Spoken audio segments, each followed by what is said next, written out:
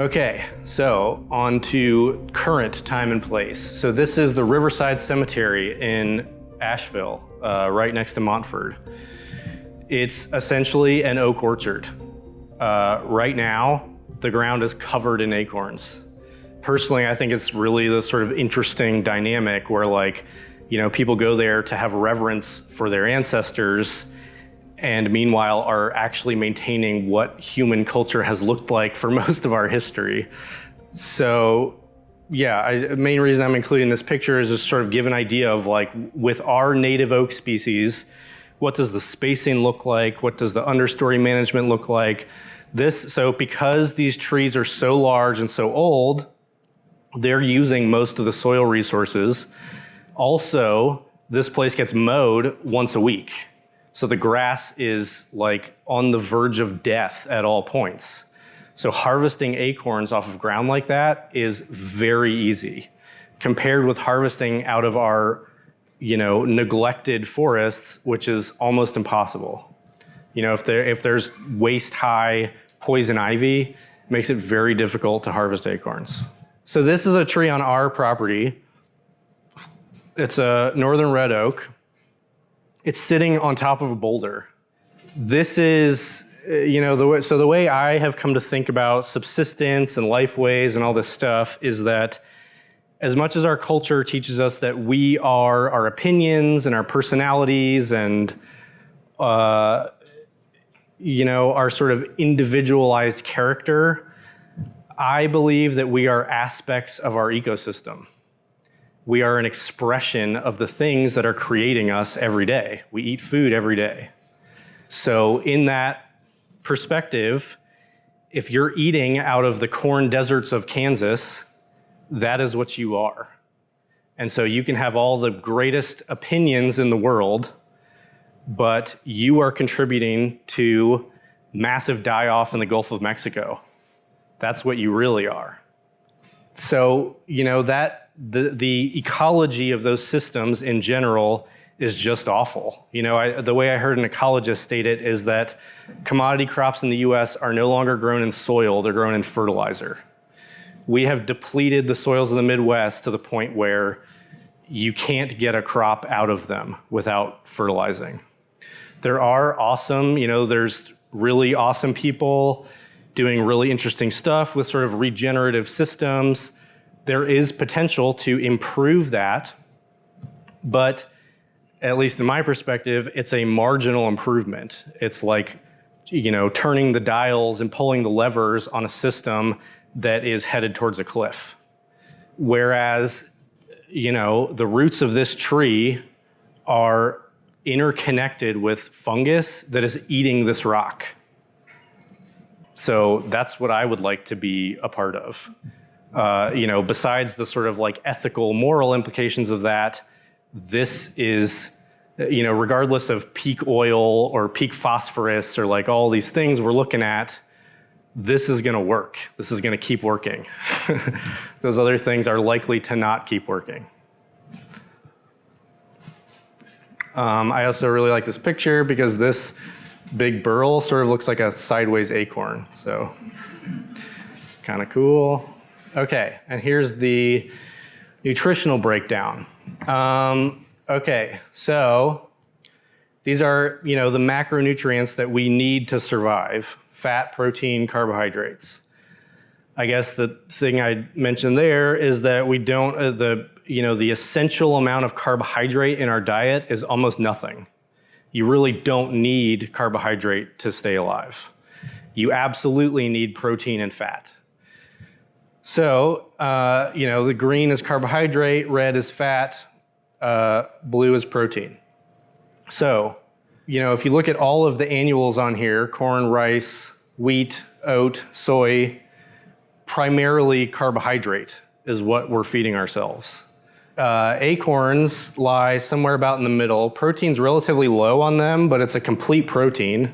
Hazelnut, again, by far my preferred food.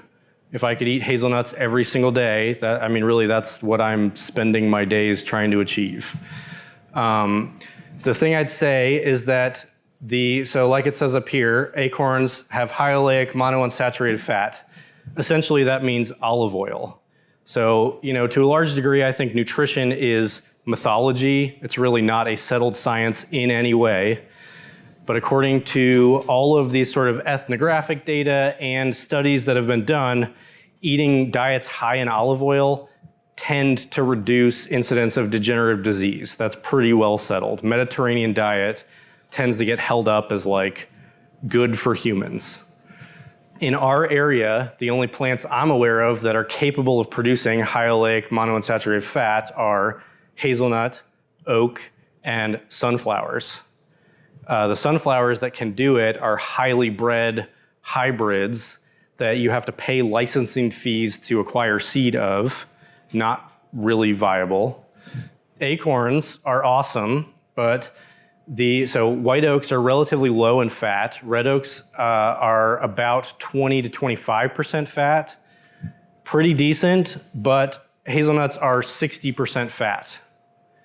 So if our goal is getting concentrated, high quality calories, hazelnuts is the best. Also higher in protein. The protein breakdown on hazelnuts is not quite as ideal as acorns. It's a little bit low in lysine, which is very common in plant foods, but it's still fine. Again, there's plenty of archaeology and anthropology showing that humans can live on 50% hazelnuts and be totally fine. If you have any ancestry from Northern Europe, it's very likely your ancestors were living on that. Question? Yeah. Any thoughts on the nutritional qualities of the chestnuts? Low protein, extremely low fat. They're basically just carbohydrate. Like a lot of people say, they're corn that grows on a tree. So yeah, my personal opinion is I don't like chestnuts at all. I consider them pig food. And the sort of living example I give of that is the last time I processed a large batch of them, we made 3 pounds of flour. It sat on our shelf all year while I processed and ate red oak acorns. I really suspect that increase in fat makes it so much more palatable. There is a lot of history of humans living on chestnuts. It's definitely a viable thing. There are chestnuts that do well in our area. They're, compared to hazelnuts, they're slower to come into bearing. They require more space. They've got more finicky pollination issues. They also are essentially a fresh vegetable. So harvesting, storing, and processing them is very similar to, the way we have to process annual crops. Versus hazelnuts, which I've actually tried to spoil hazelnuts and not been able to do it. So they're so high fat that it's just really easy to harvest and store them. So again, on sort of like, there's people up in Ohio growing, tens of thousands of chestnut trees. They have a co-op up there that will come harvest, or they'll come take your harvest, process them down, and they have markets all going so they can get them sold. It's definitely a viable thing. I think it's somewhat more viable than the things I'm excited about in our current economy. But again, those issues in terms of quality control and timing and all that stuff becomes an issue. And then at the end of the day, paying the labor to do that work becomes the issue. Yeah. I've got a quick question. Yeah. Where would you arrange black walnuts and pecans on that range of just fat? I thought I had black walnuts on here, but I don't. So black walnuts are about 60% fat, like hazelnuts. They're a polyunsaturated fat, like vegetable oil. So definitely not as ideal as a staple food. You can eat a fair quantity of black walnuts. They have really high protein, although it tends to be even a little bit more unbalanced than hazelnuts. But processing them is notoriously hard. But it is viable. Like there's this company Hammond's out in, I don't remember where they're based out of, Missouri most likely, but they have depots all over the East. where you can bring in walnuts. They have got hulling machines to hull them down. They truck them in and process them down.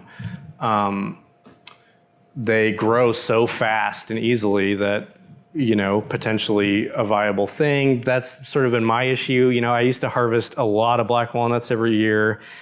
And what I found is that by the following summer, I was mostly just feeding them to my pigs, because just the sort of human scale processing is so much work compared with these other things. It's just hard to justify that.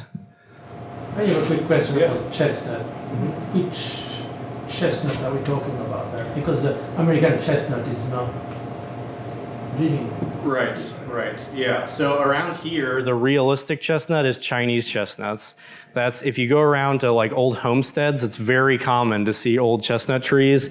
Those are all Chinese chestnut seedlings. When the American chestnut was in rapid decline, the state government was giving out Chinese chestnuts to landowners. So yeah, people planted them all over the place. And they'll do okay here, but they're not they're not the 150-foot tall forest type tree. They're more of like an orchard tree. So they'll grow to like 40 to 50 feet tall. So they can't really compete very well in our forest. So they're definitely more of like an orchard setting. So yeah. Any other? I think you mentioned almonds as well.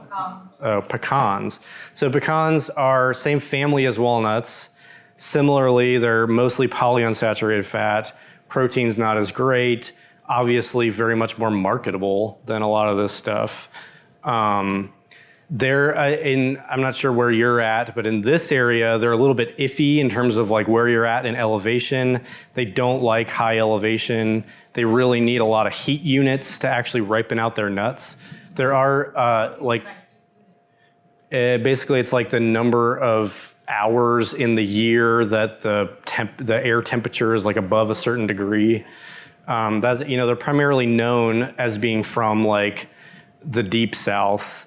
For that reason. There are wild ones that grow as far up into like Indiana and Ohio, but they tend to be much smaller nuts. And even there, a lot of those areas actually have more heat units than the higher elevation areas in our mountains. There's a friend of mine who has probably 70-foot trees, 2 or 3 or 4 in Crabtree, which is Haywood County. And they've been growing well. I mean, maybe the nuts are small. Right. I was like, can I come harvest? Yeah. I didn't have the time, but that's in Haywood. I'm like, how did you manage that? Yeah, they're definitely, I'm up in Madison County, so that tends to be my sort of perspective on things. I think the bottom of our place is 2,400 feet. I could regularly. Oh, really? Crabtree. Oh, wow. And it's in the dark cold, like a collar. Well, I want some seed then. Yeah. Yeah, so pecans are definitely great, but I guess in the sort of context of what I'm shooting for, I don't see them as a viable staple food. You can definitely finish out a lot of pigs on pecans, and that sounds awesome. But yeah, I'd be less tempted than with things like hazelnuts to plant, 1,000 pecan trees, just because there are sort of iffy issues with that, and they're they're actually in the hickory genus. That genus is very well known for not producing a crop for like anywhere from 15 to like 40 years old. So again, starting that from seed and then trying to do that within one human lifetime is more difficult. That's really a major benefit. We'll talk more about this later with hazelnuts. Is I've got 4-year-old seedlings that are producing a crop. So, yeah. Any other questions, comments, anything about this? Yeah. I've heard that there's like a hybrid variety of chestnut coming out, and I was wondering if you would know about the nutrient value of the hybrid versus the Chinese. Hybrid meaning like American and Chinese hybrid. So the American was the highest fat content of any chestnut that's ever been tested. It was about 10%. As far as I'm aware, that's the main sort of difference between species in terms of nutrient breakdown. the American chestnuts supposedly were not highly palatable compared with like the best grafted Chinese chestnuts. So yeah, with a lot of, especially with interspecies hybrids, you wind up getting exponentially more diversity than you get within one species. So this is like we'll talk a lot about with hazelnuts, but that would be sort of the issue with any of the hybrids that people are working on is there's going to be all kinds of stuff. There's going to be scraggly little bushes. There's going to be, rail straight massive forest trees. There's going to be trees that produce teeny tiny little nuts. There's going to be trees that produce massive, huge nuts. So yeah, that's, we'll talk about this a decent amount, but in dealing with seedling trees, that's always going to be an issue. They're going to be hard to sort of fit into our mindset that's very much built on, as much as we don't like monocultures, that's the world that we live in. And so like when you go to the grocery store and you see shelves full of like the exact same apple, that is my image of like what the world looks like. And then going out into a stand of seedling trees and seeing everything from, like pin-sized hazelnuts up to like quarter-sized hazelnuts, it adds more sort of complexity, which potentially is more difficult. Yeah, maybe that's a long-winded answer, but yeah. You were talking about certain nuts maybe being more for finishing pigs and things. Is there a marked nutrition or quality difference that you're aware of that you'd prefer to feed them or like finish them on mono or poly fats? There is, I've seen studies on that kind of stuff. I'm really not a highly scientifically minded person, so I haven't paid a whole lot of attention to it. There is this issue with pigs specifically where certain finishing feeds can produce soft fat, which is kind of an issue. Like it makes it really hard to process them. Acorns is on that side of producing soft fat. The way that those folks in Spain deal with that is they cure them. And so they wind up, because the fat gets dehydrated and cured, it's not really an issue. It's a little bit softer than if you just corn finish a pig, but it's not, catastrophic. So I think that's I think the main issue is like what you're hoping to get out of that pig. I'm not aware, at least my general impression with pigs is the awesome thing about them is you can put anything with calories into them and get really high quality fat out of them. So personally, I don't worry. I run my pigs on black walnuts and acorns, and I've fed them lots of chestnuts and apples and all, huge range of stuff. I've never seen any where I was like, oh, this doesn't seem good. If you're trying to like scale this sort of thing up and like deal with chefs and markets and all that kind of thing, that's where the constraints would come in on that, I would think. Yeah.